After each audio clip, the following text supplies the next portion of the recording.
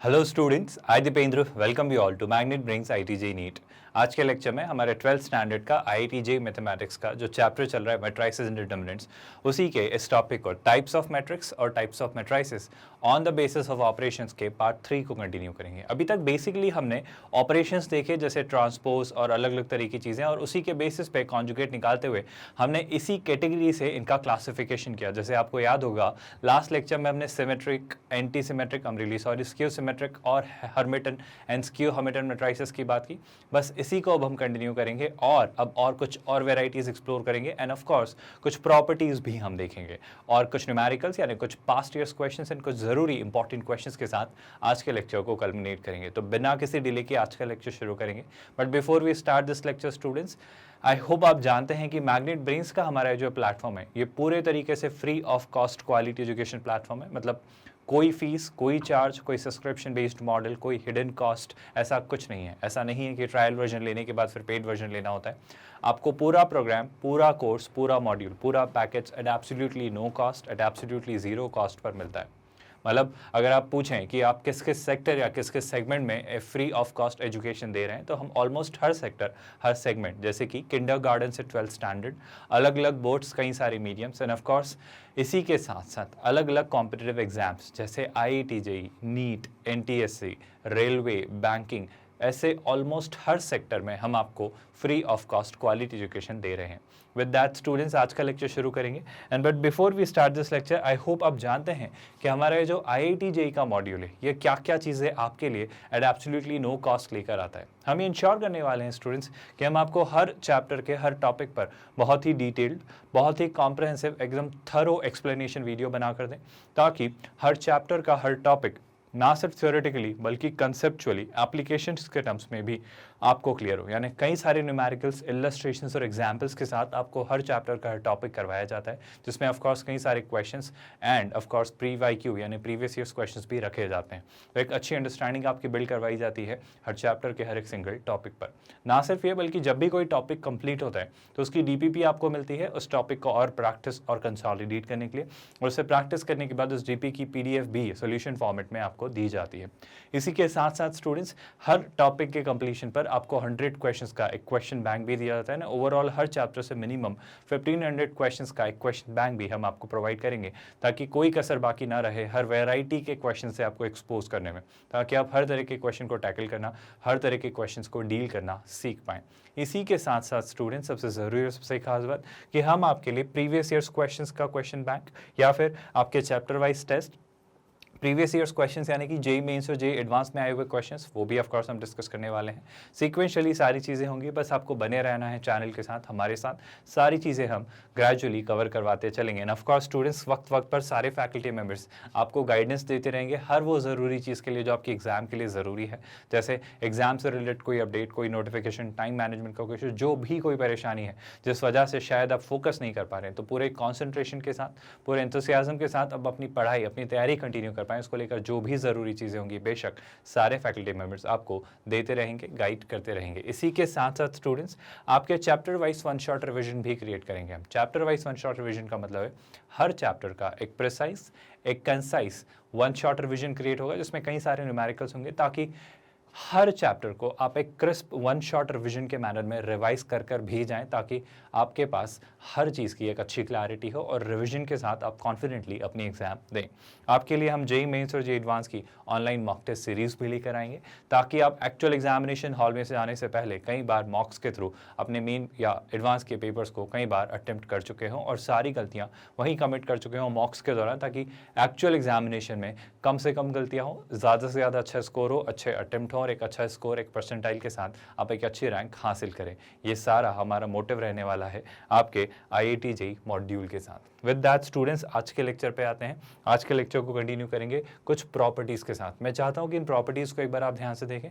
Third and fourth बहुत ही crucial सी properties हैं। ये उसी का कंटिन्यूएशन है जो हमने हर्मिटन, स्क्यू हर्मिटन मैट्रिसेस पढ़े थे, उन्हीं का ये कैटेगराइजेशन है और उन्हीं की थोड़ी और एक्सटेंडेड प्रॉपर्टीज़ हैं। एक बार इन्हें पढ़िए, फिर हम डिटेल में साथ में कंटिन्यू करेंगे इन्हें डिस्कस करते हुए। आई होप ये दोनों प्रॉपर्टीज आपने देखी, इन्हें डिटेल में डिस्कस करते हैं, बहुत ध्यान से देखिएगा। फर्स्ट प्रॉपर्टी में क्या लिखा हुआ है, if a skew Hermitian matrix, I hope याद दिलाने की जरूरत नहीं है, आपको लास्ट लेक्चर से सारी चीजें याद है कि स्क्यू हर्मिटियन मैट्रिक्स क्या होता है। If a skew Hermitian matrix then AII is equals to minus of conjugate of AII। Of course ये तो ट्रू है, ऑफ कोर्स सर, बिल्कुल, यानी AII और उसका मतलब II मतलब वो डायगोनल एलिमेंट्स की बात कर रहा है। आई होप ये आपको रियलाइज हो रहा है, मतलब A11 A22 A33 इस तरीके से। तो वो ये कहना चाह रहा है कि सर कोई नंबर और उसके कॉन्जुगेट का सम जीरो है, अगर एक नंबर उसके कॉन्जुगेट का सम जीरो है तो of course sir it must be purely imaginary और जीरो। तो सर एक बात तो ट्रू है, एक बात तो डेफिनेटली ट्रू है कि ऐसा होना बहुत ज़रूरी है, यानी आपका डायगोनल एलिमेंट जो होगा, आपके डायगोनल पर एलिमेंट जो होंगे किस तरह के मैट्रिक्स में स्टूडेंट्स, स्क्यू हर्मिटियन मैट्रिक्स में, सर वो या तो जीरो होंगे या फिर it should be purely imaginary. Sir purely imaginary तो समझ आया, हमने लास्ट लेक्चर में देखा था कि प्योरली इमेजिनरी क्यों अलाउड है, लेकिन जीरो होने में भी कोई प्रॉब्लम नहीं है क्या? आप खुद सोचो ना, अगर एक नंबर है जीरो तो आप मुझे बता सकते हो कि जीरो का कॉन्जुगेट क्या होगा? सर जीरो का कॉन्जुगेट जीरो ही होगा। और अगर सर जीरो में जीरो का कॉन्जुगेट ऐड करें तो क्या मिलता है? सर जीरो में जीरो का कॉन्जुगेट ऐड करने से जीरो ही मिलता है। तो ये प्रॉपर्टी कौन सेटिस्फाई कर रहा है स्टूडेंट्स? डायगोनल का एलिमेंट, यानी ऑफ कोर्स डायगोनल पर जीरो होना अलाउड है as far as a skew symmetric matrix is considered. I hope ये लाइन, ये पॉइंट आप याद रखेंगे, बहुत अच्छे से याद रखिएगा स्टूडेंट्स। ना सिर्फ ये बल्कि एक और जरूरी बात, a skew Hermitian matrix over the set of real numbers is actually a skew symmetric matrix। क्या आप मेरा पॉइंट समझ पा रहे हो? आप लास्ट लेक्चर का सिंपल सा पॉइंट याद करो, what is a skew symmetric matrix? Sir skew symmetric matrix का मतलब कुछ नहीं है, इसका मतलब है कि अगर मुझे AIJ दिखता है तो सर वो जो है वो नेगेटिव ऑफ AJI के इक्वल होता है, नेगेटिव ऑफ AJI के कॉम्प्लीमेंट के इक्वल होता है। बड़ी सिंपल सी बातें हमने की थी। पर सर अगर आपका एक मैट्रिक्स है, अगर आपका मैट्रिक्स है over the set of real numbers, over the set of real numbers, sir मतलब उसमें सारे जो एलिमेंट्स हैं वो कैसे हैं? मान लेते हैं सारे जो एलिमेंट्स हैं वो रियल नंबर्स हैं। मान लो ये एक आपका सेट है, सारे एलिमेंट्स रियल नंबर हैं। सर पहली बात तो आप कहना चाह रहे हो कि स्क्यू हर्मिटियन है ना? स्क्यू हर्मिटियन का मतलब क्या होगा? सिंपल सी बात सर, पहली बात तो सारे रियल नंबर्स होने चाहिए। और जस्ट अभी डिस्कस किया कि डायगोनल पे क्या होगा? सर डायगोनल पे या तो प्योरली इमेजिनरी होगा या जीरो होगा। तो अगर मैं सारे रियल नंबर्स ही रखना चाह रहा हूँ तो डायगोनल पे रियल नंबर रखने की चॉइस क्या है मेरे पास? सर सारे जीरो ही होंगे। तो पहले तो डायगोनल पर सारे जीरो रख देता हूँ मैं। ऑफकोर्स एक 3x3 का स्क्वायर मैट्रिक्स बना रहा हूँ और स्क्वायर मैट्रिक्स का ही ये क्लासिफिकेशन है बेसिकली। सर अब क्या? अब मेरे ख्याल से अगर आप रियल नंबर्स चाहते हो, अगर आप रियल नंबर्स चाहते हो तो बहुत ध्यान से सुनना स्टूडेंट। मान लेते हैं यहाँ पर एक नंबर है, लेट्स से 5, यहाँ पर एक नंबर है, लेट्स से 5। मैं यहाँ पर क्या रखूंगा? मैं यहाँ पर रखूंगा सर 5 का कॉन्जुगेट। सर 5 रियल नंबर है, इसका कॉन्जुगेट 5 ही होगा, लेकिन 5 के कॉन्जुगेट का नेगेटिव, सर 5 के कॉन्जुगेट का नेगेटिव हो जाने वाला है -5। क्या आप ये पॉइंट समझ पाए? आई होप आप ये बात डाइजेस्ट कर पाए। सर एक और रियल नंबर ले लेते हैं, लेट्स से -7। सर -7 का कॉन्जुगेट, सर रियल नंबर्स के कॉन्जुगेट वो खुद होते हैं, यानी -7 का कॉन्जुगेट -7 ही होगा। लेकिन -7 का मैं नेगेटिव लेना चाहूँ तो क्या हो जाएगा? सर ये हो जाने वाला है +7। क्या इसमें कोई डाउट है? सर एक और छोटी सी चीज़ ये कि सर अगर यहाँ पे एक और नंबर में ले लेता हूँ, सिंपल सा कोई भी नंबर ले लेते हैं, लेट्स से 8 ले लिया, तो 8 का आई थिंक कॉन्जुगेट 8 ही होने वाला है क्योंकि प्योरली रियल नंबर है। लेकिन अगर मैं इसको नेगेटिव साइन से मल्टीप्लाई करूँ तो हो जाता है -8। और अगर इसे आप ध्यान से देखें, अगर इसे आप ध्यान से देखें तो ये क्लियरली एक स्क्यू सिमेट्रिक मैट्रिक्स है। सर 3 बातें अगर आप ध्यान से ऑब्जर्व करें, पहला तो सर इसके डायगोनल पर सारे रखे हुए एलिमेंट जीरो हैं, दूसरा ये जो करस्पॉन्डिंग एलिमेंट्स हैं इनके नेगेटिव के इक्वल हैं। तो ऑफ कोर्स सर ऐसा तो कहाँ होता था? सर ऐसा हमने जाना है स्क्यू सिमेट्रिक मैट्रिक्स में हुआ करता था। मतलब दो बहुत ज़रूरी बातें स्टूडेंट्स, दो बहुत ज़रूरी बातें। अगर आप एक हर्मिटियन मैट्रिक्स बनाते हैं, लेकिन सर हर्मिटियन मैट्रिक्स में अगर सिर्फ क्या है, सिर्फ रियल नंबर्स ही हैं, तो सर हर्मिटियन से कहने से ज़्यादा अच्छा होगा कि आप उसे कह दें एक सिमेट्रिक मैट्रिक्स। क्या ये बात आपको कंफ्यूज कर रही है? एंड क्या मैं ये कंक्लूड कर सकता हूँ कि sir all the symmetric matrices in the world are clearly Hermitian matrix on a set of real numbers of course? And similarly क्या मैं एक और कंक्लूजन दे सकता हूँ कि सर अगर हर्मिटियन के बजाय if I have a skew Hermitian, अगर हमारे पास एक स्क्यू हर्मिटियन हुआ, अगर एक स्क्यू हर्मिटियन मैट्रिक्स हुआ again over what? Over all the real numbers, तो हम उसे क्या देखेंगे? सर हम उसे कहेंगे कि वो होगा स्क्यू सिमेट्रिक मैट्रिक्स। सर वो सिमेट्रिक नहीं होगा, वो कैसा होगा?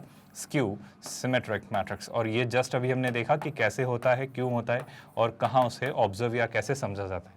मेरे ख्याल से दोनों पॉइंट्स डाइजेस्ट हुए, दोनों पॉइंट्स क्लियर हैं। इन दोनों में कोई भी किसी भी स्टूडेंट को मेरे ख्याल से तो कोई कंफ्यूजन नहीं होगी।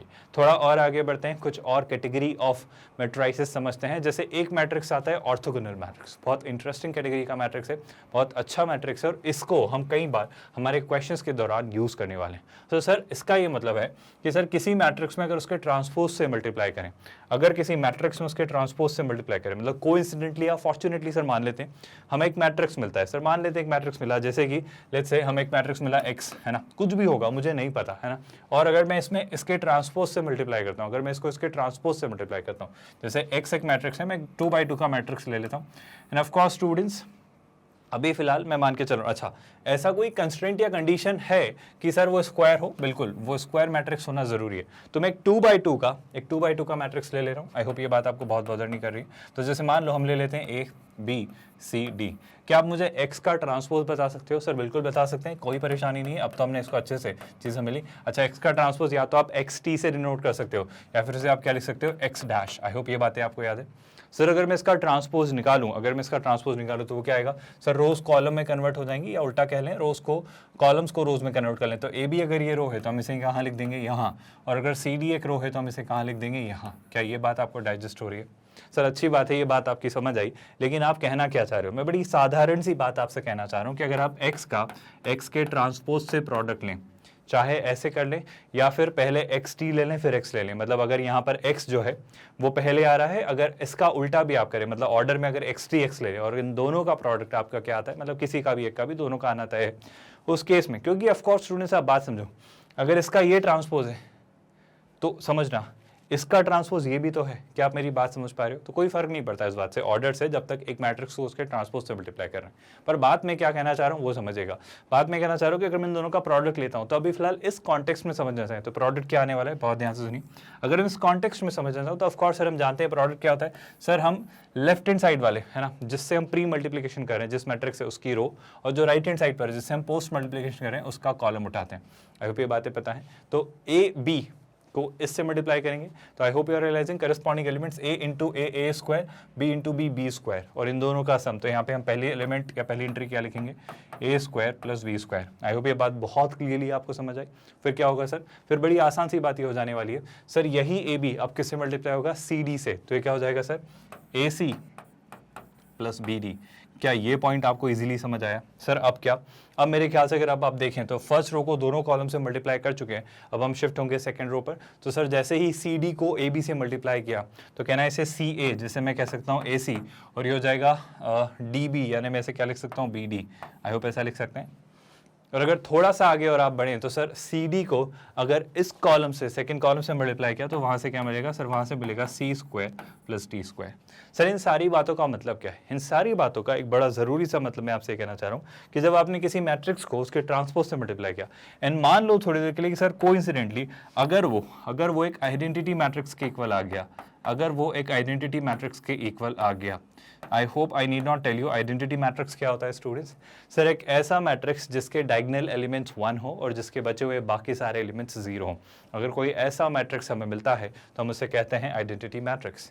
तो सर अगर इसमें थोड़ा बहुत कंपैरिजन किया जाए, मैं खैर इसके मैथमेटिकल वर्जन पर नहीं जाना चाह रहा हूँ कि चीज़ें कैसे दिखेगी, पर आप कंक्लूड कर सकते हो कि सर ए स्क्वायर और बी स्क्वायर का सम 1 होना चाहिए और सी स्क्वायर और डी स्क्वायर का भी सम जो है वो 1 होना चाहिए। बाकी ऑफकोर्स ए सी प्लस बी डी 0 होना चाहिए, एंड ऑफकोर्स यहाँ से भी वही बात कि ए सी प्लस बी डी 0 होना चाहिए। खैर ये सारी बातें छोड़िए, आप बस पॉइंट ये समझिए कि अगर किसी मैट्रिक्स को उसके ट्रांसपोज से मल्टीप्लाई करें, and of course it needs to be a square matrix, और अगर ये प्रोडक्ट जो आता है, एंड ऑफकोर्स आप इसको ऐसे भी सोच सकते थे कि अगर मैं ये मैट्रिक्स ले लेता और इसका ट्रांसपोज निकालता तो वो ये आ जाता, और अगर प्री मल्टीप्लिकेशन इससे मतलब इसका इसमें करता, अगर इसमें उल्टा कर देता तो भी कोई फर्क नहीं पड़ता स्टूडेंट्स, तो भी प्रोडक्ट यही आ रहा होता। यानी कंक्लूजन बड़ा जरूरी सा ये है कि सर कभी भी हमें कोई ऐसा मैट्रिक्स मिलता है कि सर मान लो एक मैट्रिक्स है, उसको उसके ट्रांसपोज से मल्टीप्लाई किया, या फिर किसी मैट्रिक्स के ट्रांसपोज को उसके ओरिजिनल मैट्रिक्स से मल्टीप्लाई किया, और अगर ये प्रोडक्ट हमें एक आइडेंटिटी मैट्रिक्स मिलता है, if this product turns out to be an identity matrix while this needs to be insured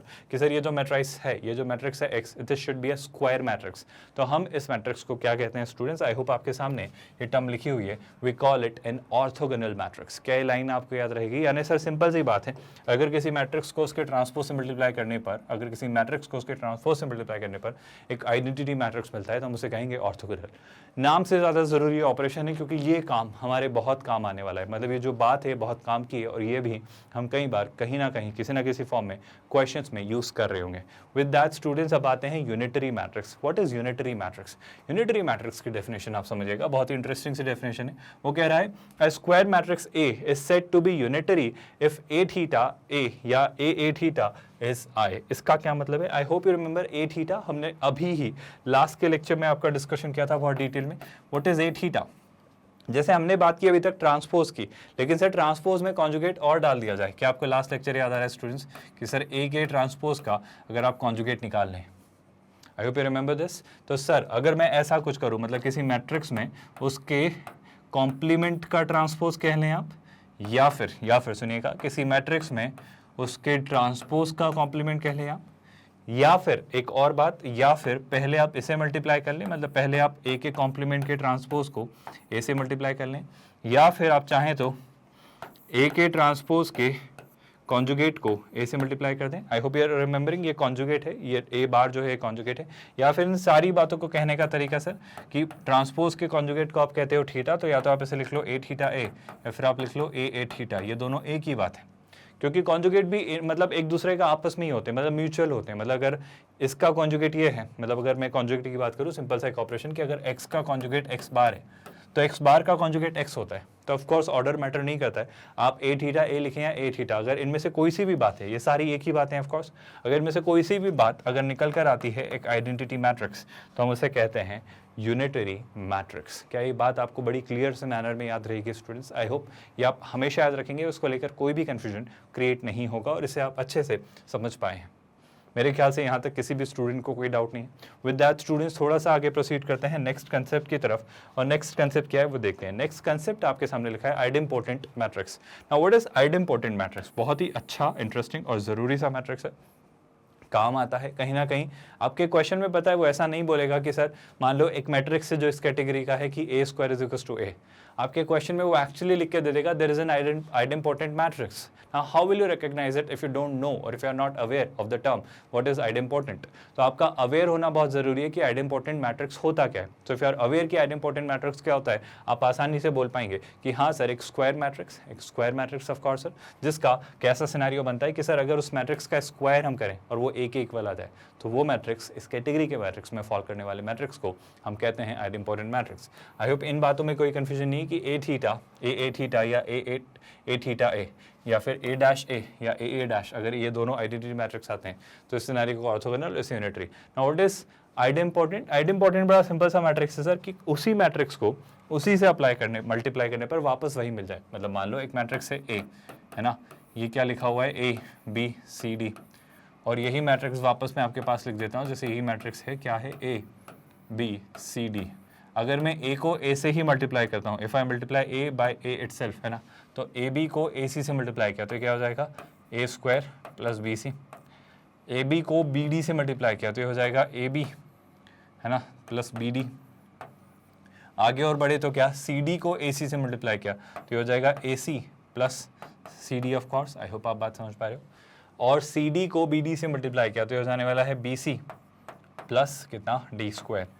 और अगर फॉर्चुनेटली, अगर कोइंसिडेंटली ये जो आपने निकाला है सर, क्या ये जो आपने निकाला है ए स्क्वायर, अगर मान लो ये थोड़ी देर के लिए अगर ये ए के इक्वल आ जाता है, अगर ये ए के इक्वल आ जाता है, और जो कि क्या है स्टूडेंट्स, ए हम अभी जस्ट फिगर आउट क्या हमने अभी वर्कआउट किया ए बी सी डी, अगर ये ए के इक्वल आता है तो इस तरह के मैट्रिक्स को हम कहते हैं आइडेम्पोटेंट मैट्रिक्स। आई होप आप याद रखेंगे। ये मैं ऑपरेशन करके जानबूझ के डेलिबरेटली आपको बता रहा हूँ ताकि आपको याद रहे कि जब भी आपका ए स्क्वायर ए के इक्वल आता है या कुछ ऐसा सिनेरियो बनता है, फिर इस बारे में बहुत डिटेल में डिस्कशन हम क्वेश्चंस के दौरान और करेंगे, लेकिन याद रखिएगा जब भी ए स्क्वायर ए के इक्वल होता है इस तरह के मैट्रिसेस को हम कहते हैं आइडेम्पोटेंट मैट्रिक्स।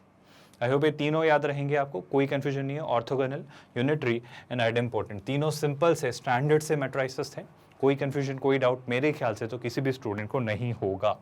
विद दैट अगर अब हम आगे बढ़े नेक्स्ट कंसेप्ट की तरफ, नेक्स्ट कुछ और चीज़ों को एक्सप्लोर करने की तरफ, so there is another category of matrices which is called nilpotent matrix. अब निलपोटेंट मैट्रिक्स क्या होता है सुनिएगा, एक square matrix will be called a nilpotent matrix if a to the power k turns out to be a null matrix। मतलब a की कोई ना कोई power, k is clearly a positive integer, मतलब कि a को कुछ कुछ टाइम्स मल्टीप्लाई किया और तब जाकर कहीं ना कहीं मतलब a square a cube a to the power 4 a to the power 10 a to the power 15 कुछ तो जीरो आया, तो उस केस में हम कहेंगे जीरो मतलब ऑफ कोर्स जीरो मैट्रिक्स या नल मैट्रिक्स। उस केस में हम कहेंगे that this is clearly a nilpotent matrix. और ये जो k है ना, this is called the index of the matrix. क्या आप ये बात समझ पाए?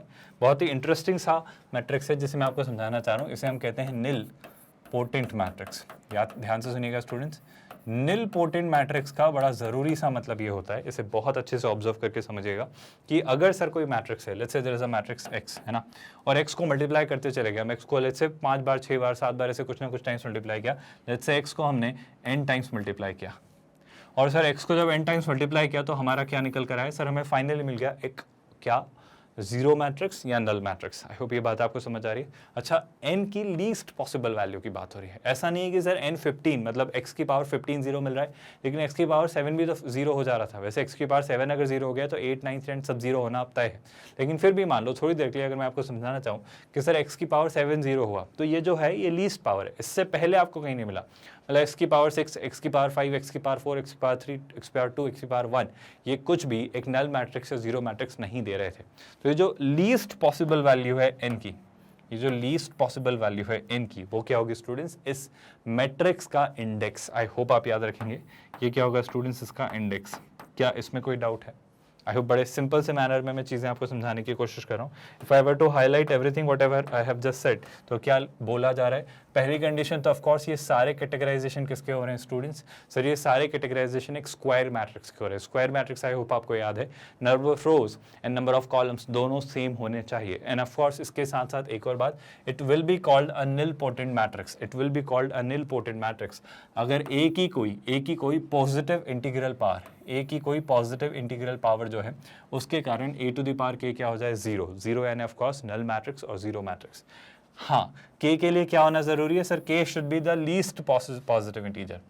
ये लीस्ट पॉजिटिव इंटीजर होना चाहिए, है ना। इसके बाद वाला भी कहीं जीरो दे रहा है तो उससे फर्क नहीं पड़ता, छोटी से छोटी पॉसिबल वैल्यू। और उस केस में हम के को क्या कहते हैं, हम के को कहते हैं index of the nilpotent matrix A. एक सिंपल सा स्टैंडर्ड सा मैट्रिक्स है जिसमें मेरे ख्याल से आप किसी भी स्टूडेंट को डाउट नहीं है। Now there comes another type of a matrix, involutory matrix. Now what is involutory matrix? A square matrix a such that a square is आई।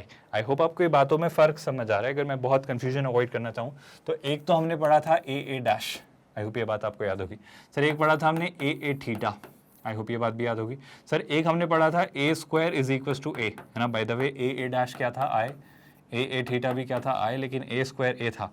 और एक अभी जस्ट हमने पढ़ा कि सर ए की पावर कुछ के अगर जीरो है, पर अभी जो मैं आपको पढ़ाना चाह रहा हूँ वो क्या है स्टूडेंट्स, सर ये है ए स्क्वायर अगर आई है। ये क्या है स्टूडेंट्स, अगर ए स्क्वायर आई है तो। इन सारी बातों में बहुत फ़र्क है स्टूडेंट्स, इन सारी बातों में बहुत ज़रूरी सा फ़र्क ये है। आई होप आपको याद आ रहे हैं सारे मैट्रिक्स, ये सारे मैट्रिसेस ऑर्थोगोनल, है ना। ये सारे मैट्रिक्स में कोई डाउट नहीं है। लेकिन अब जिस मैट्रिक्स मतलब ये चारों कैटेगराइजेशन को आई होप आप समझ पा रहे हो, निलपोटेंट इन एवरीथिंग, जो सबने पढ़ा आइडेम्पोटेंट इन एवरीथिंग। मैं ये कहना चाह रहा हूँ कि इन सारी मैट्रिसेस की कहानी, आई होप इनमें तो कोई कन्फ्यूजन नहीं। हमारा ऑर्थोगोनल ये हो जाता था, हमारा यूनिटरी ये हो जाता था, हमारा आइडेम्पोटेंट, और ये हो जाता है निलपोटेंट। मैं कहना चाह रहा हूँ ये एक अलग कैटेगरी है। यहाँ पर क्या होता है सर, ए को ए से मल्टीप्लाई करने पर, ए को ए से मल्टीप्लाई करने पर ये एक अलग केस है। आई होप ये आप समझ पा रहे हो, आइडेम्पोटेंट है सर। ए को ए से मल्टीप्लाई करने पर अगर नल के बजाय मुझे एक आइडेंटिटी मैट्रिक्स मिल जाए तो हम उसे कहेंगे इनवॉल्यूटरी मैट्रिक्स। तो एग्जाम में स्टूडेंट्स क्वेश्चन ऐसे ही लिख के दे सकते हैं, वो नहीं कहेगा शायद कि sir A square is equal to I जैसा सिनेरियो है, वो बस इतना लिख कर कह दे शायद कि ए एक इनवॉल्यूटरी मैट्रिक्स है। एंड डू यू रियलाइज यहीं पर तो आपकी बारीकियां काम आती हैं, यहीं पर तो आपके बेसिक्स की अंडरस्टैंडिंग, आपका नॉलेज काम आता है, जिससे आप इंटेलिजेंस में कन्वर्ट करेंगे क्वेश्चंस में अप्लाई करके।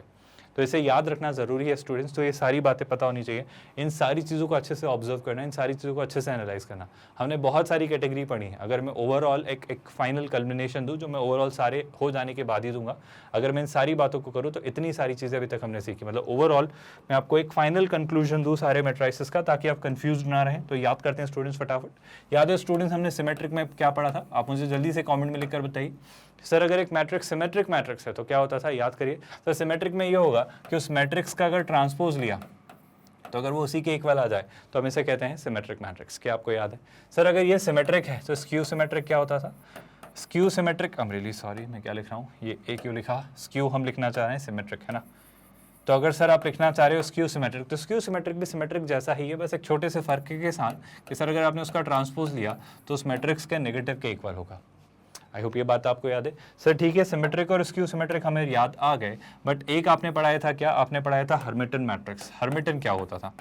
आई होप आपको याद आ रहा होगा कि अगर मैं आपसे हर्मिटियन मैट्रिक्स की बात करूँ तो ए थीटा मतलब क्या सर? सर ए के ट्रांसपोज का कॉन्जुगेट के लिए ए के कॉन्जुगेट का ट्रांसपोज। सर ये जो ए थीटा है अगर ये ए के इक्वल आ जाता है तो हम इसे क्या कहा करते थे? सर हम इसे कहते थे हर्मिटियन। और यही तो बात कहा जा रहा है, ओवर अ रियल नंबर अगर लें तो रियल नंबर का कॉन्जुगेट तो कुछ होता ही नहीं है, तो फिर बचेगा क्या? ए का ट्रांसपोज ए के इक्वल, तो फिर तो वो क्या बन जाएगा? सिमेट्रिक।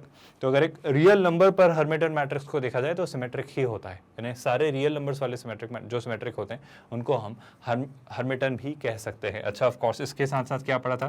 सर इसके साथ हमने पढ़ा था skew symmetric matrix. Sir skew symmetric matrix क्या होता है?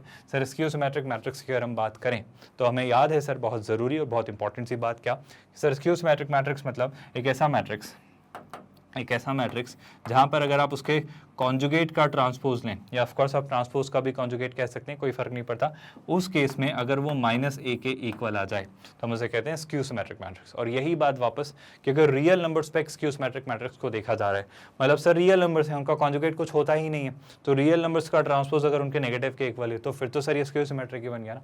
तो यही बात है, अगर रियल नंबर्स पे स्क्यू सिमेट्रिक मैट्रिक्स को देखा जाए तो it can be called a skew symmetric matrix as well. Sir इसके अलावा कुछ और ज़रूरी टाइप्स हमने पढ़े, जैसे अगर मैं आज के जो मेजर से टाइप्स आपको बताना चाहूँ तो क्या आपको याद आ रहा है स्टूडेंट्स? आज के लेक्चर में जो हमने क्रूशियल से टाइप्स एक्सप्लोर करना सीखे वो कहाँ थे स्टूडेंट्स? हमने यहाँ से शुरुआत की। पहला आई होप आपको याद आ जा रहा है, ऑर्थोगोनल मैट्रिक्स। अगर किसी मैट्रिक्स को उसके ट्रांसपोज से मल्टीप्लाई करें तो वापस अगर हमें सेम मैट्रिक्स, आइडेंटिटी मैट्रिक्स मिल जाता है तो हम उसे ऑर्थोगोनल कह रहे थे। आई होप आप याद रख पा रहे हैं।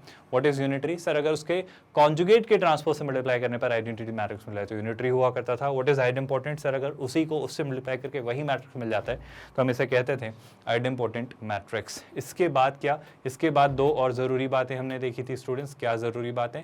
Nilpotent matrix. अगर मैट्रिक्स को किसी सर्टेन पावर तक रेज किया जाए और उस पावर पर वो जीरो मैट्रिक्स या नल मैट्रिक्स बन जाए तो वो हमारा निलपोटेंट मैट्रिक्स होता था। और जिस मिनिमम हाईएस्ट पावर तक हम उसे लेकर जाते थे, जिस मिनिमम पॉजिटिव इंटीग्रल पावर तक हम उसे लेकर जाते थे, वो पावर उस निलपोटेंट मैट्रिक्स की इंडेक्स कहलाती थी। And there was one more, involutory matrix. इसमें क्या करते हैं? इसमें कुछ नहीं है स्टूडेंट्स, अगर किसी मैट्रिक्स को खुद से मल्टीप्लाई करके अगर आपको आइडेंटिटी मैट्रिक्स मिल जाता है तो हम इस तरह के मैट्रिक्स को इनवॉल्यूटरी मैट्रिक्स कहते हैं। आई होप आपको पूरा कैटेगराइजेशन क्लियर है, किसी भी स्टेप में कोई डाउट नहीं है, सारे कैटेगरी अच्छे से समझ आई। With that students I want to give you a question and I want you all to attempt this question. एक सिंपल सा स्ट्रेट फॉरवर्ड सा क्वेश्चन है, जरा ट्राई करिए, सॉल्व करने की कोशिश करिए इसे। ये सिंपल सा एक क्वेश्चन जानबूझकर रखा गया है students to make you aware of the matrix multiplication process, क्योंकि ऑफ कोर्स ये थोड़ी सी ट्रिकी प्रोसेस होती है, थोड़ा सा इसे समझना मुश्किल होता है। Generally students gate confused with the process of matrix multiplication. तो मैट्रिक्स के ऑपरेशन पर बेस्ड एक सीधा सा डायरेक्ट सा स्ट्रेट फॉरवर्ड सा क्वेश्चन है, इसे देखते हैं और साथ में ट्राई करते हैं। अगर आपने इसे सॉल्व कर लिया, जो कि मेरा यकीन है कई सारे स्टूडेंट्स इसे ट्राई करके सॉल्व कर चुके होंगे, तो जल्दी से मुझे आंसर बताइए। Just kept here to make you understand the basic concept of matrix multiplication, क्योंकि एक थोड़ा सा ट्रिकी कंसेप्ट है इसलिए यहाँ डेलिबरेटली इसे रखा गया। एक स्टैंडर्ड सा क्वेश्चन, सीधा सा क्वेश्चन है। I hope you know the process. Sir पहले तो देखेंगे कि क्या हमारी कंडीशन मैच हो रही है। कंडीशन ये है सर कि यह है 7 1 2 9 2 1, तो सर ये 2/3 का एक मैट्रिक्स है। अगर इस मैट्रिक्स के ऑर्डर की बात करूं तो एक 2/3 का मैट्रिक्स है।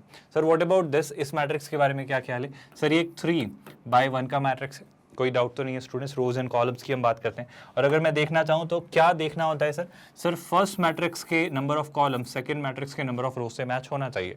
तो जो रिजल्टेंट मैट्रिक्स आता है, जो प्रोडक्ट आता है, वो होता है ये 2 × 1। आई होप ये बातें याद है। तो बड़ी बेसिक सी प्रोसेस, जो हमारा पहला वाला मैट्रिक्स होता है उसकी रोज और जो सेकंड वाला मैट्रिक्स होता है उसकी कॉलम्स को मल्टीप्लाई करते हैं इंडिविजुअली।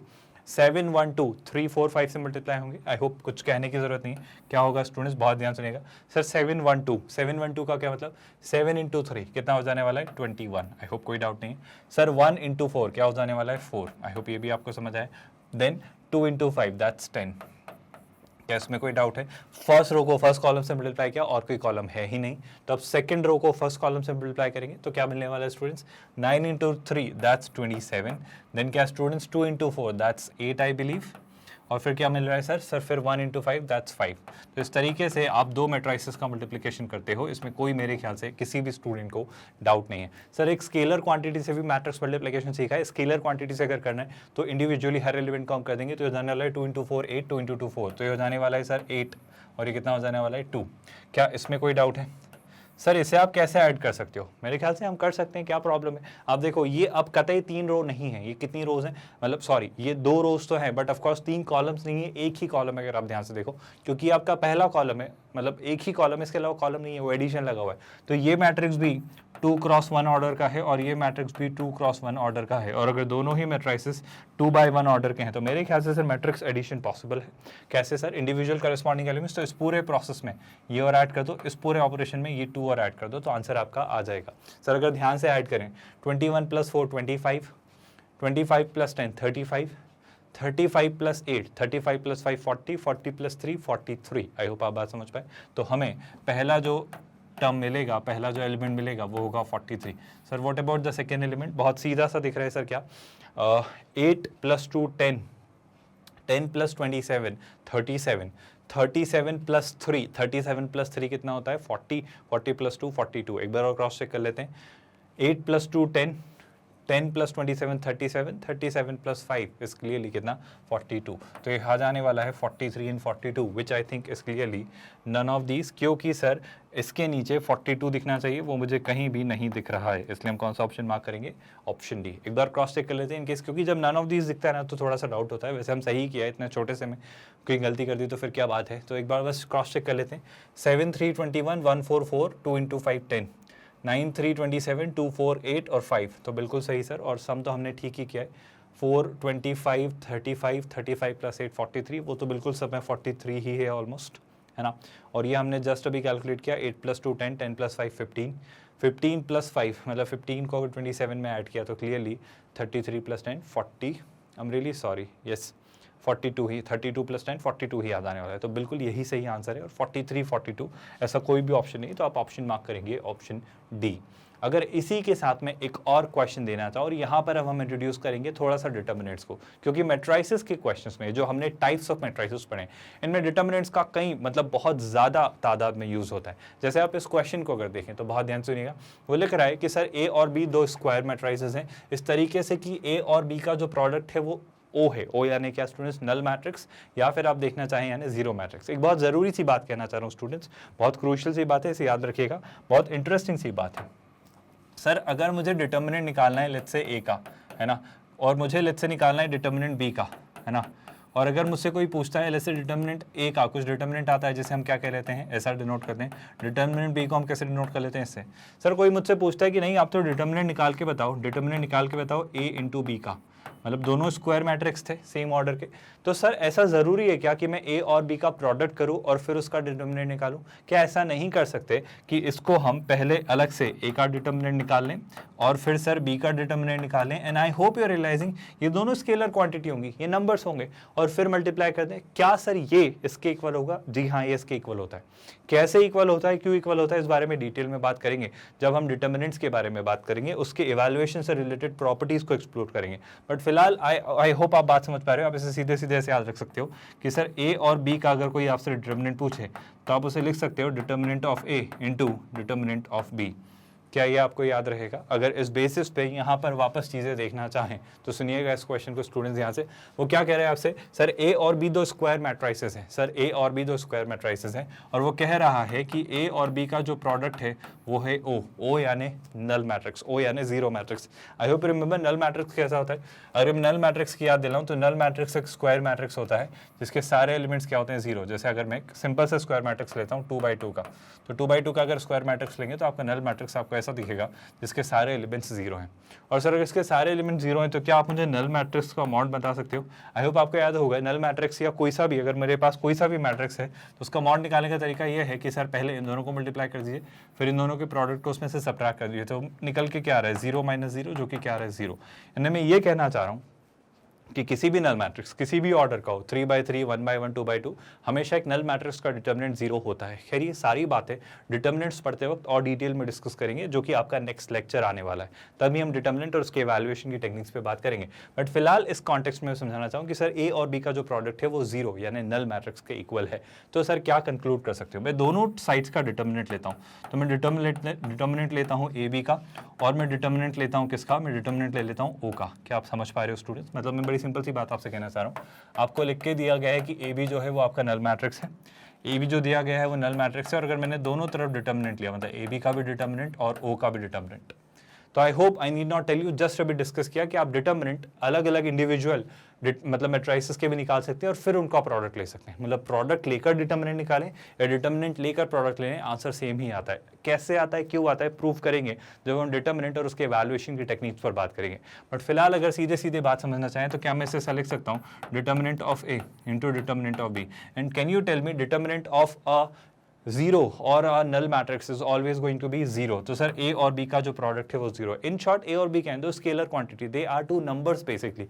सर दो नंबर्स का प्रोडक्ट 0 है। सर दो नंबर्स का प्रोडक्ट तभी 0 होता है जब या तो उनमें से एक 0 हो या दूसरा 0 हो या दोनों 0 हो। तो कैन आई कंक्लूड सर कि क्लियरली ऑप्शन ए इस क्वेश्चन का आंसर होगा? मेरे ख्याल से after a certain amount of time आप इस स्टेटमेंट को पढ़कर ही ये बात कंक्लूड कर सकते हो। इतनी बातें जो मैंने आपको लिख कर समझाई, इनको सबको करने की जरूरत नहीं, बट अभी फिलहाल बस मैं एक कंसेप्ट आपको सिखाना चाह रहा था, इसलिए I kept this question to make you understand this. I hope बहुत डिफिकल्ट, बहुत टफ सा क्वेश्चन नहीं था, एक सीधा डायरेक्ट सा स्ट्रेट फॉरवर्ड सा कंसेप्ट था, जिसके थ्रू मैंने आपको एक कंसेप्ट रिकॉल करवाने की कोशिश की। बस एक कंसेप्ट याद रखिएगा स्टूडेंट्स, कि मान लो आपसे कहा जाए कभी भी कि 3 मैट्रिसेस हैं एक्स, वाई और जेड, और स्क्वायर मैट्रिसेस उनका प्रोडक्ट पॉसिबल है, और फिर उनका प्रोडक्ट लेके कोई डिटर्मिनेंट लेने को कहे। और अगर आपको इजी लग रहा है कि नहीं सर मैं तो एक काम करता हूँ, मैं इंडिविजुअली तीनों के डिटर्मिनेंट्स बहुत इजीली निकाल सकता हूँ और वो मैं जानता हूँ, तो आप बेशक ये भी कर सकते हो कि आप इंडिविजुअली उन तीनों के डिटर्मिनेंट्स निकाल लो और फिर उनको मल्टीप्लाई कर दो। ये एक ही बात है। इसी बात को लिखने का एक और तरीका हमने जस्ट लास्ट क्लास में सीखा स्टूडेंट्स, क्या कि determinant of x, y, z can be written as determinant of x into determinant of y into determinant of Z.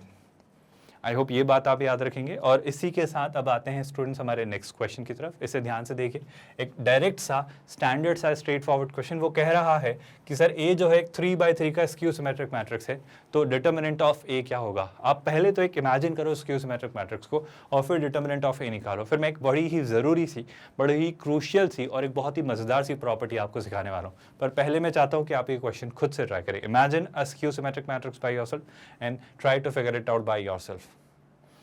Sir सीधी सी बात है, अगर हम इस क्वेश्चन को अटेम्प्ट करें तो मेरा कहना है कि एक इमेजिन तो करो आप स्क्यू सिमेट्रिक मैट्रिक्स। सर एक स्क्यू सिमेट्रिक मैट्रिक्स लेते हैं 3/3 का।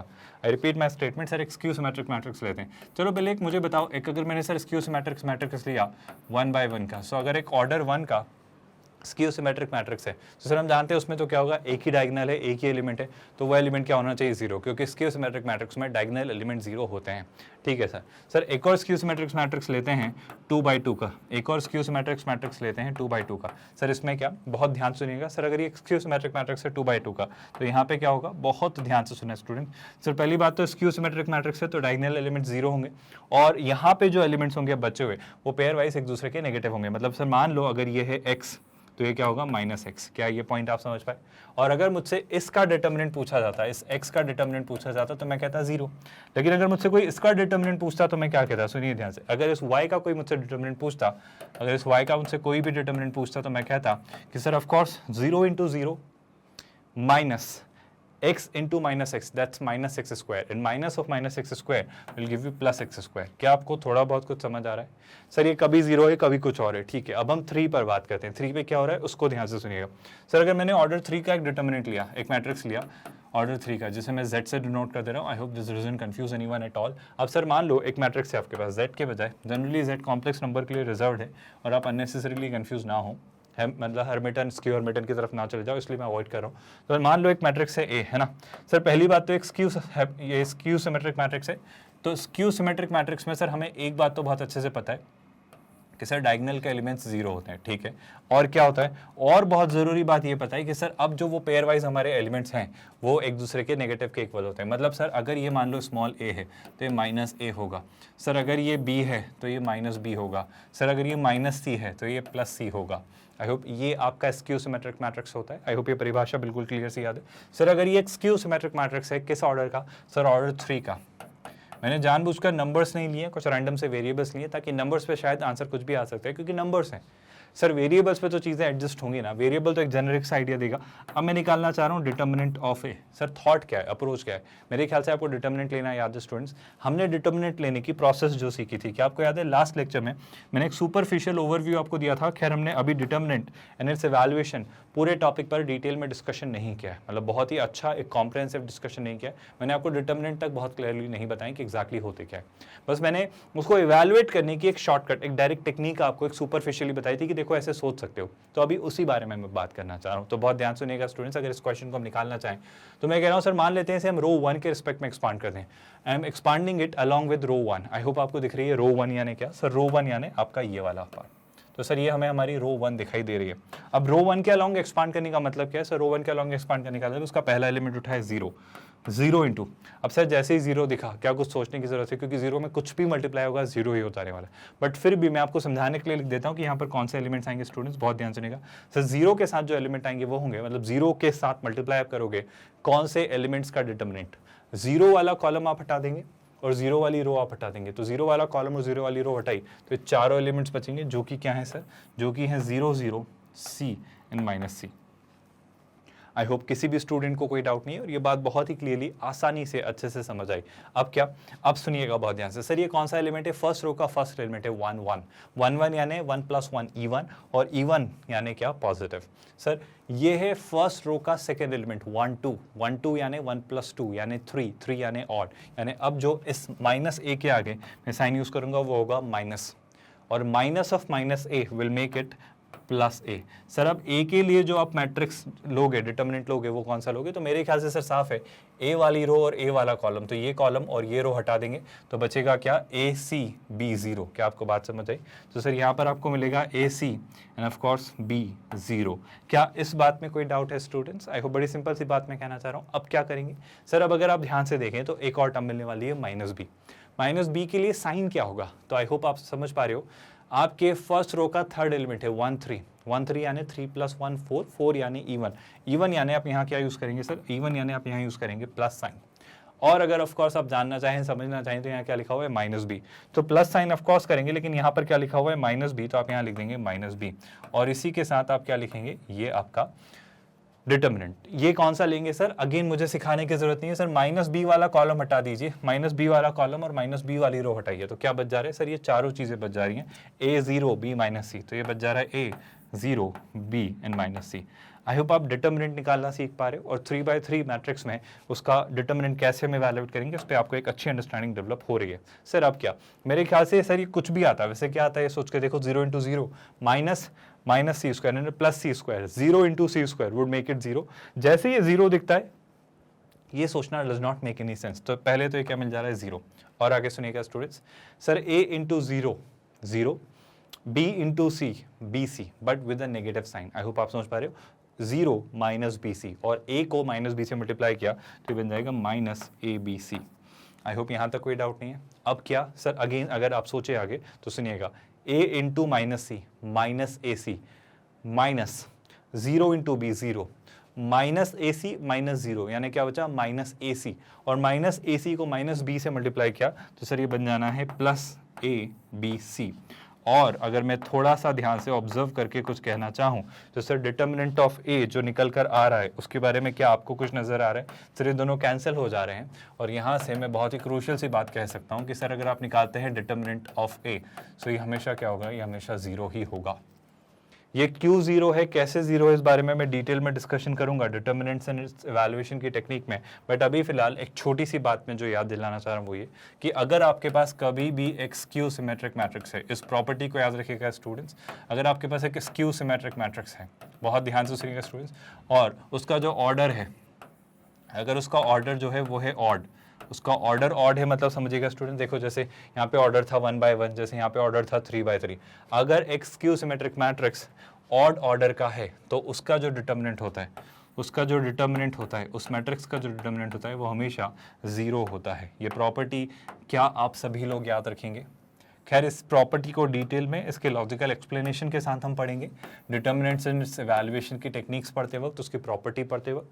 बट प्लीज़ इस प्रॉपर्टी को याद रखिए कि अगर आपके पास मान लो ए है, लेट्स से ए एक स्क्यू सिमेट्रिक मैट्रिक्स है ना, और वो किस ऑर्डर का है सर? वो ऑर्डर ऑड ऑर्डर का है, जैसे 1, 3, 5 ऐसा। तो सर उस मैट्रिक्स का जो डिटर्मिनेंट होगा, आप बिना इवैल्यूएट के, बिना कुछ सोचे समझे कह देना 0। ये प्रॉपर्टी डायरेक्टली इनडायरेक्टली सटली बहुत बार कई सारे क्वेश्चंस में यूज होती है कि आपको एक ऑड डिग्री का स्क्यू सिमेट्रिक मैट्रिक्स दे दिया जाता है और उसके डिटर्मिनेंट से आपको डील करना होता है। तो मेरे ख्याल से बिना निकाले, आप बिना सोचे समझे इस प्रॉपर्टी को यूज करके ही मार्क करेंगे ऑप्शन ए। खैर ये क्यों है, इसका मैथमेटिकल एक्सप्लेनेशन या प्रूफ मैं आपको डिटर्मिनेंट्स एंड इवैल्यूएशन के वक्त बात करूंगा, उसकी कई सारी प्रॉपर्टीज डिस्कस करते वक्त बात करूंगा। लेकिन आई होप आपको एक कॉन्टेक्स्ट समझ आया जो मैं कहना चाह रहा था, समझाना चाह रहा था। And of course you understood कि डिटर्मिनेंट्स एग्जैक्टली क्या होते हैं, कैसे इवैल्यूएट किया जाता है। बहुत डिटेल में ऑफकोर्स हम डिस्कशन डिटर्मिनेंट्स के दौरान करेंगे। अगर ये क्वेश्चन अच्छे से समझ आए तो एक और क्वेश्चन ट्राई करते हैं स्टूडेंट्स, थोड़ी और क्लैरिटी लेते हैं एक और क्वेश्चन के साथ। जरा इस क्वेश्चन को देखिए, समझिए और ध्यान से ऑब्जर्व करके ट्राई करने की कोशिश करिए। मेरा यकीन है आप इसे कर सकते हैं। जेईई मेंस ने 2012 में से पूछा था। एक बार समझिए इस क्वेश्चन को स्टूडेंट्स खुद से। देखो हम देखते हैं लिखा क्या है। सर लिखी दो बड़ी ज़रूरी सी इंपॉर्टेंट सी बातें हैं। आई होप आप सब स्क्रीन पॉज करके ट्राई ज़रूर करते हैं। और यही बात स्टूडेंट्स बहुत ज़रूरी है कि क्वेश्चंस जो भी आपको दिए जाएं आप खुद से अटेम्प्ट करें, पहले खुद से ट्राई ज़रूर करें। और जो भी आंसर आता है to make it a dialogue, to make it a two directional, मतलब बाई डायरेक्शनल कम्युनिकेशन चैनल, अगर वो स्टैब्लिश आप करना चाहते हैं, आप चाहते हैं कि मैं आपके इंटरेक्शंस को समझ पाऊँ, देख पाऊँ कि कैसे चीज़ें रेसिप्रोकेट हो रही हैं, तो ज़रूर अपने आंसर्स या अपनी अप्रोचेस एटलीस्ट लिखा करिए। और दोनों लिखेंगे तो और बहुत खुशी की बात होगी। अगर हम समझना चाहें इस क्वेश्चन को तो यहाँ क्या लिखा हुआ है सर, P और Q 3/3 के मैट्रिसेस हैं, ठीक है सर। P Q के इक्वल नहीं है, P Q के इक्वल नहीं है, ठीक है सर। कुछ ना कुछ कारण होगा इस बात का। और वो कह दे रहा है कि P cube is equal to Q cube and P square Q is equal to Q square P, ठीक है। तो दो इक्वेशन है सर। पहली इक्वेशन क्या है? पहली इक्वेशन है P cube is equal to Q cube, और एक इन्फॉर्मेशन है P square Q I believe is equal to Q square P, है ना। आई होप इस बात से बहुत फर्क पड़ता है। बात आपको याद है कि Q स्क्वायर P लिखा है तो आप इसको P Q स्क्वायर या P स्क्वायर Q, इसको आप Q P स्क्वायर नहीं लिख सकते, आपको इसको इसी ऑर्डर में रखना पड़ेगा। ऑर्डर बहुत ज़रूरी है। आई होप ये बात आपको समझ आ रही है। ऐसा कुछ लिखा हुआ है। फिर वो पूछ रहा है P square plus Q square के डिटर्मिनेंट की वैल्यू क्या है, ठीक है सर। निकालेंगे, पहले इस इन्फॉर्मेशन का क्या करना है उस पर काम करते हैं। अगर मैं इस इन्फॉर्मेशन को थोड़ा ध्यान से देखूं और थोड़ी देर के लिए आपको समझाने के लिए कहूं कि let's call it equation 1 and let's call it equation 2, बहुत ध्यान सुनिएगा। तो सर अगर मैं इक्वेशन 1 में से इक्वेशन 2 सब्ट्रैक्ट करता हूं, if I subtract equation 2 from equation 1, what will I get? Sir left hand side पर अगर देखें, लेफ्ट हैंड साइड पर अगर आप देखें तो ये क्या दिखेगा सर? ये दिखेगा P cube minus P square cube. क्या आपको नजर आ रहा है ये स्टूडेंट्स? हमको लेफ्ट हैंड साइड पर क्या दिखेगा? P cube minus P square cube. और सर राइट हैंड साइड पर क्या दिखेगा? Q cube minus Q square P। तो राइट हैंड साइड पर you will see Q cube minus Q square P। यहाँ तक तो सर ठीक है, अच्छी बात है, चीज़ें समझ आ रही हैं। ऐसा क्यों किया, शायद कुछ रीज़न होगा। अब मैं छोटी सी बात कहना चाह रहा हूँ, देखो बहुत ध्यान से सुना। ये P क्यूब है और ये P स्क्वायर है, और ये जो P स्क्वायर है लेफ्ट हैंड साइड से ही Q में मल्टीप्लाई हो रहा है। तो मैं Q के लेफ्ट हैंड साइड पर P स्क्वायर कॉमन ले सकता हूँ, कोई दिक्कत नहीं। मतलब मैं क्या कहना चाह रहा हूँ, मैं अगर यहाँ से चाहूँ तो मैंने P स्क्वायर कॉमन लिया, Q कॉमन लिया, क्योंकि मैं अंदर लिख दे रहा हूँ P माइनस Q। सर क्या बात कर रहे हो आप? कुछ भी कर रहे हो, आप ऐसा कर सकते हो। आप समझो बात को, आपने ऐसा क्यों किया? क्योंकि सोच के देखो, अगर आपने इसको अंदर मल्टीप्लाई किया, अगर आपने इसको अंदर मल्टीप्लाई किया तो क्या हो जाएगा? P स्क्वायर इंटू P, और ये P स्क्वायर उधर गया तो क्या हो जाएगा? P square Q। और किसी मैट्रिक्स को खुद से मल्टीप्लाई करना, मतलब उसकी पावर्स को बढ़ाना, तो P स्क्वायर P क्या हो जाएगा? हो जाएगा P क्यूब, और ये हो जाएगा P स्क्वायर Q। तो इस तरीके से आपको चीज़ें दिखेंगी। क्या ये बात आपको समझ आई? आई होप इसमें कोई डाउट नहीं है। और अगर इसमें कोई डाउट नहीं है तो थोड़ा आगे बढ़ते हैं स्टूडेंट्स और इस वाले पार्ट को सिंप्लीफाई करते हैं। मैं चाहता हूँ इसे आप एक बार ध्यान से देखें और आगे बढ़ें, खुद से ट्राई करें। अगर सिमिलरली क्या आपने सोचा नेक्स्ट तरफ क्या करना है, आई होप आप देख पा रहे हो कि सर हाँ, राइट हैंड साइड पे अगर आप Q स्क्वायर कॉमन लेते हो तो ले सकते हो, क्योंकि Q स्क्वायर कॉमन लिया, लेफ्ट हैंड साइड से कॉमन लिया। मैंने राइट हैंड साइड पर नहीं लिखा है, इस बात को बहुत ध्यान सुनना स्टूडेंट। मैंने इसको ऐसा नहीं लिखा है, मैं इसको कैसा नहीं लिख रहा हूँ इस बात को समझो। मैं इसको ऐसा नहीं लिख रहा हूँ कि मैं इसको लिख देता हूँ Q माइनस P और इसको मैंने इस तरफ लिख दिया Q स्क्वायर। ये मैथमेटिकली गलत है। मैट्राइसिस के कॉन्टेक्स्ट में ये क्लियरली गलत है। तो आप क्या करोगे स्टूडेंट्स, आप इसे लिखोगे, बहुत ध्यान सुनिएगा। ऑफ कोर्स यहाँ पर तो आपका इक्वल साइन था, आप Q square left hand side से ही कॉमन लेंगे। आई होप ये साइड आपको समझ आ रही। Pre multiplication post multiplication matrices में बहुत क्रूशियल है, बहुत ध्यान से सुनिएगा। तो जैसे आपने लिखा क्यू स्क्वायर और यहाँ पर क्या लिखा है सर, आपने यहाँ पे लिखा है क्यू माइनस पी। क्या ये बात आपको समझ आई सर? बहुत बढ़िया, ऐसे कर सकते हैं। अब मैं कहना चाह रहा हूँ बड़ी सिंपल सी बात, बड़ी साधारण सी बात कि सर इसे तो ऐसा कैसे रखते हैं क्या, P square times P minus Q, लेकिन क्या आप इसको उठाकर इस तरफ ला सकते हैं? बिल्कुल ला सकते हैं। तो क्या हो जाएगा सर, हो जाएगा minus Q square Q minus P. आप बिल्कुल शिफ्ट कर सकते हैं, मैट्रिसेस हैं उस साइड से उठा के इस तरफ शिफ्ट कर दिया, बस नेगेटिव साइन आ जाने वाला है। सर एक छोटा सा काम और मैं कहना चाह रहा हूँ, क्या यहाँ से नेगेटिव साइन कॉमन ले सकते हैं? बिल्कुल ले सकते हैं, इसमें कोई बुराई नहीं। क्या आपको याद है मैट्रिक्स का मल्टीप्लिकेशन बड़ी शॉर्टकट सी चीज़ है, आप सारे एलिमेंट्स को उससे नेगेटिव से मल्टीप्लाई कर देते हो। तो अगर मैं नेगेटिव साइन कॉमन लेना चाहूँ तो ये जो क्यू माइनस पी लिखा हुआ है, कहना है इसे, ये जो क्यू माइनस पी लिखा हुआ है, मैं इसे यहीं रख लेता हूँ, आपको नेक्स्ट स्टेप में दिखा देता हूँ। अगर ये जो क्यू माइनस पी लिखा हुआ है, इसको हम क्या लिख लेंगे सर, ये तो ऐसा कैसे ही रहेगा क्या, P square times P minus Q. लेकिन अगर इसे आपने नेगेटिव साइन कॉमन लिया तो नेगेटिव हो जाएगा पॉजिटिव, यहाँ रहेगा क्यू स्क्वायर और यहाँ क्या आ जाने वाला है सर, यहाँ आ जाने वाला है p minus q is equal to 0। अब एक छोटी सी बात स्टूडेंट्स, अगर आप थोड़ी देर के लिए मान लो कि पी माइनस क्यू एक मैट्रिक्स है, यहाँ भी पी माइनस क्यू वही मैट्रिक्स लिखा हुआ है, तो क्या मैं इसे राइट हैंड साइड से कॉमन ले सकता हूँ? याद रखिएगा स्टूडेंट्स, ऑर्डर मैटर करता है। तो क्या मैं इसे राइट हैंड साइड से कॉमन ले सकता हूँ? आई होप आप ले सकते हो। मतलब अगर आप मान लो थोड़ी देर के लिए कि सर पी माइनस क्यू एक मैट्रिक्स है, लेट्स से ए, तो ये क्या लिखा हुआ है, पी स्क्वायर इंटू ए, ये लिखा है क्यू स्क्वायर इंटू ए, और ए क्या है, post multiplication, right hand side से मल्टीप्लिकेशन। तो ए को दोनों में से राइट हैंड साइड से मल्टीप्लाई कॉमन ले सकते हैं। आई होप आप बात समझ पा रहे हो। तो सर यहाँ से भी पी माइनस क्यू, यहाँ से भी पी माइनस क्यू कॉमन उठाया तो क्या दिखेगा सर, पी स्क्वायर तो दिखेगा यहाँ से प्लस, और यहाँ पे क्या दिख रहा है सर, यहाँ पे दिख रहा है क्यू स्क्वायर। आई होप ये बात आपको समझ आ रही है। और P square plus q square में कौन मल्टीप्लाई हो जाएगा, राइट हैंड साइड से पी माइनस क्यू मल्टीप्लाई होगा। इस बात का बहुत फर्क पड़ता है स्टूडेंट्स, राइट हैंड साइड से, है ना। पी माइनस क्यू दोनों के राइट हैंड साइड पर है, तो राइट हैंड साइड से वो कॉमन लिया जाएगा, पोस्ट मल्टीप्लिकेशन होगा। ये बातें, ये गहराइयाँ, ये बारीकियाँ आपको याद रखनी होंगी। इतनी क्रूशियल इन्फॉर्मेशन से आपको डील करना होगा। इसके बाद क्या करें, मेरा कहना है कि सर एक काम करो, डिटर्मिनेंट लेते हैं। तो क्या ये बात अभी जस्ट जो आपको सिखाई गई थी याद है स्टूडेंट्स, कि सर एक मैट्रिक्स है एक्स, एक मैट्रिक्स है वाई, है ना, और सर अगर इनका प्रोडक्ट जो है वो एक नल मैट्रिक्स है, अगर वो एक जीरो मैट्रिक्स है, तो मेरे ख्याल से मैं ऐसा भी कह सकता हूँ, अगर मैंने दोनों तरफ डिटर्मिनेंट लिया तो determinant of x y will be equal to determinant of null matrix यानी 0। तो आप इसको क्या कहते हो सर, आप इसको लिख लेते हो डिटर्मिनेंट ऑफ एक्स वाई, और ये क्या होता है सर, डिटर्मिनेंट ऑफ 0 0 हो जाता है, नंबर है, स्केलर क्वांटिटी है। और sir determinant of x y को मैं सेग्रीगेट कर सकता हूँ, determinant of x into determinant of y which is equal to 0। मतलब इन शॉर्ट, दो नंबर्स का प्रोडक्ट 0 है, मतलब दोनों में से कोई एक या दोनों 0 हैं। क्या बात आपको समझ आई? बस यही बात यहाँ पर आप सोचो स्टूडेंट्स। ये हुआ आपका नल मैट्रिक्स, ये हुए आपके कुछ मैट्रिक्स पर ऑपरेशंस, है ना, मतलब उनका स्क्वायर करके ऐड किया, उसको मल्टीप्लाई किया किससे, उन दोनों के डिफरेंस से, और वो पोस्ट मल्टीप्लिकेशन किया। ये सारी बातों में सबसे ज़्यादा ज़रूरी बात ये कि सर अगर मैं डिटर्मिनेंट लेता हूँ, if I take determinant of what, determinant of p square plus q square into p minus q, so that turns out to be equal to determinant of what sir, determinant of 0। क्या आप जानते हैं students determinant of 0 क्या होता है sir? Determinant of 0 यानी null matrix. Sir इस तरफ अगर आप देखें तो ये लिखा हुआ है डिटर्मिनेंट, है ना, तो क्या मैं इंडिविजुअली दोनों में सेपरेट कर सकता हूँ? बिल्कुल कर सकते हो सर। आप लिख सकते हो determinant of p square plus q square into determinant of P minus Q. I hope ये प्रॉपर्टी आपको अप्लाई होती है, समझ आ रही है। और ये बात तो आई होप आप सबको समझ आती है कि सर 0 का, नल मैट्रिक्स का डिटर्मिनेंट क्या होता है, 0। सर अगेन सेम बातें, ये भी एक स्केलर क्वांटिटी, ये भी एक स्केलर क्वांटिटी है, और इनका जो प्रोडक्ट है वो 0 है, इनका जो प्रोडक्ट है वो 0 है। सर इसको अगर मैं 0 के इक्वल रखता हूँ, अगर मैंने determinant of P minus Q को 0 के इक्वल रखा, तो आप कह रहे हो P और Q का जो प्रोडक्ट, मतलब P और Q का जो डिफरेंस है, उसका जो डिटर्मिनेंट है वो क्या है, 0।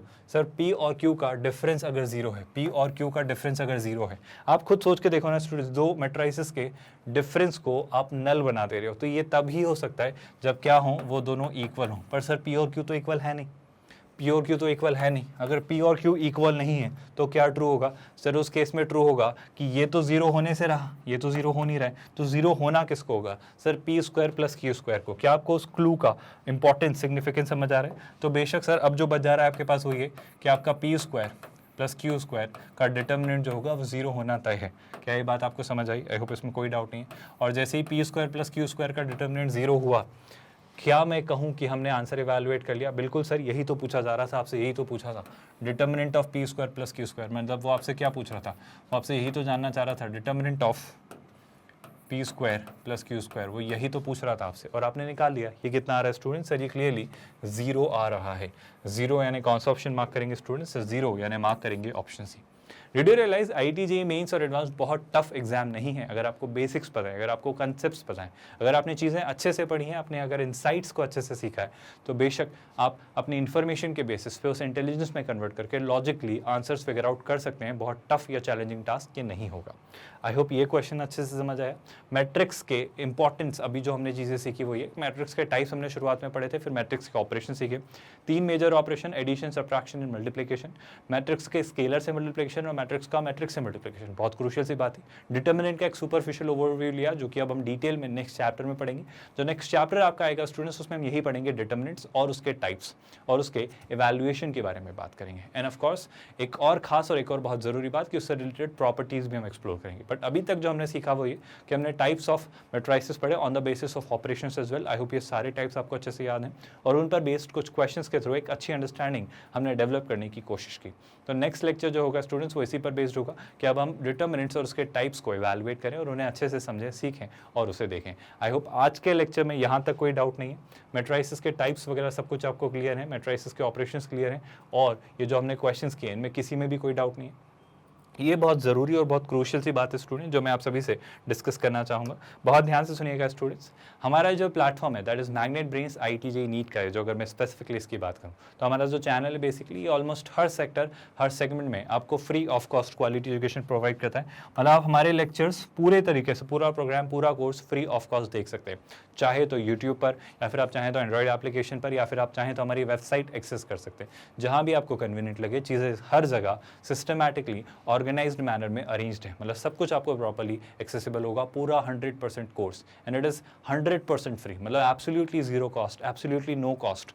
कोई हिडन चार्ज नहीं है, कोई सब्सक्रिप्शन बेस्ड मॉडल नहीं है, कोई ऐसा कुछ नहीं है ट्रायल वर्जन, पेड वर्जन जैसा कुछ भी। आपको पूरा कोर्स, पूरा पैकेज, पूरा मॉड्यूल मिलता है फ्री ऑफ कॉस्ट। यानी किंडरगार्टन से 12th स्टैंडर्ड तक आप यकीन करिए, अलग अलग बोर्ड्स, अलग अलग मीडियम्स और कई सारे कॉम्पिटिटिव एग्जाम्स, जैसे आप देखो आईआईटी जेईई नीट, बोर्ड्स अलग अलग, एनटीएससी, रेलवे, बैंकिंग, ऐसे एसएससी, ऑलमोस्ट हर सेक्टर में हम आपके लिए सारे कोर्सेज लेकर आते हैं and absolutely that too at free of cost.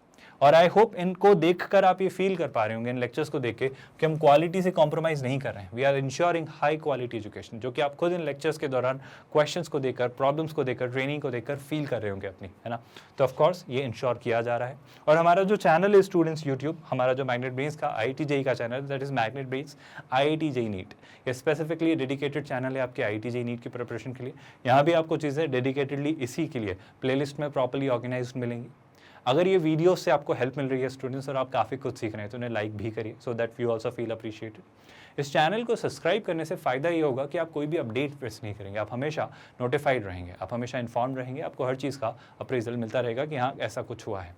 And the most important part students, एक free of cost quality online education platform जो कई सारे स्टूडेंट्स को बेनिफिट कर सकता है। तो हम चाहते हैं कि आप इसे ज़्यादा से ज़्यादा लोगों से शेयर करें ताकि वो भी इस प्रोडक्ट को अवेल कर पाएँ at absolutely no cost, at absolutely zero cost. With that students, we are calling it a day. ख्याल रखिए अपना। Thank you so much.